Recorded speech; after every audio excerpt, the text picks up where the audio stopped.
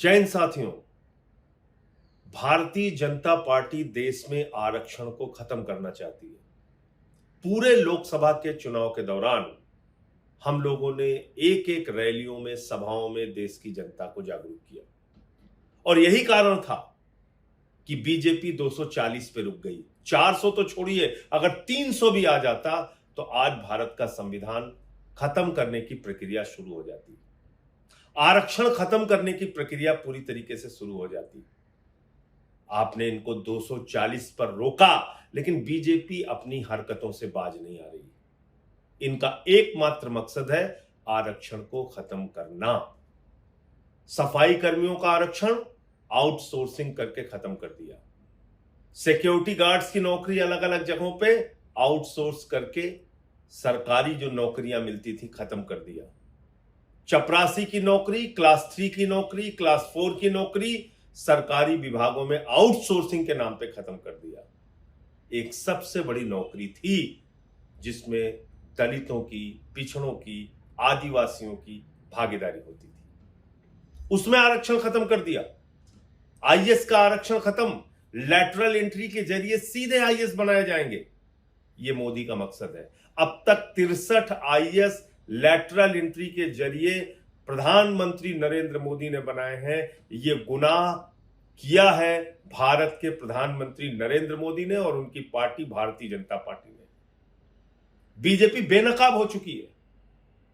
63 IAS बगैर आरक्षण के भर्ती किए गए। किस आधार पर भर्ती किए गए?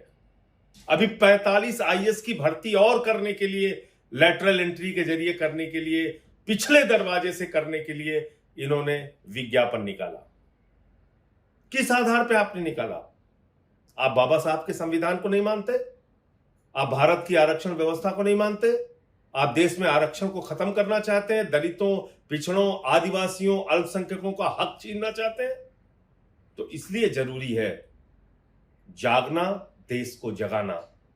आज मजबूरी में आप सब ने इतना हल्ला मचाया, तो मजबूरी में अभी ये पता चल रहा है कि फौरी तौर पे लैटरल एंट्री करने का आदेश रद्द किया जा रहा है। लेकिन सावधान रहिएगा, मकसद है आरक्षण को खत्म करना। और एक चीज का हिसाब मांगिएगा, 69,000 शिक्षक भर्ती में क्या हुआ उत्तर प्रदेश में?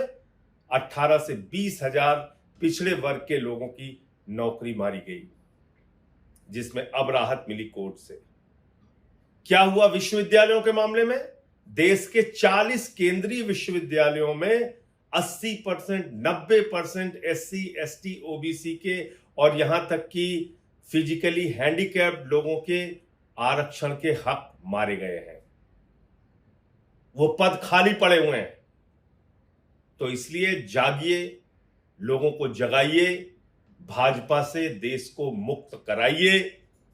जब तक बीजेपी रहेगी, आरक्षण और संविधान खत्म करने का खतरा बरकरार रहेगा।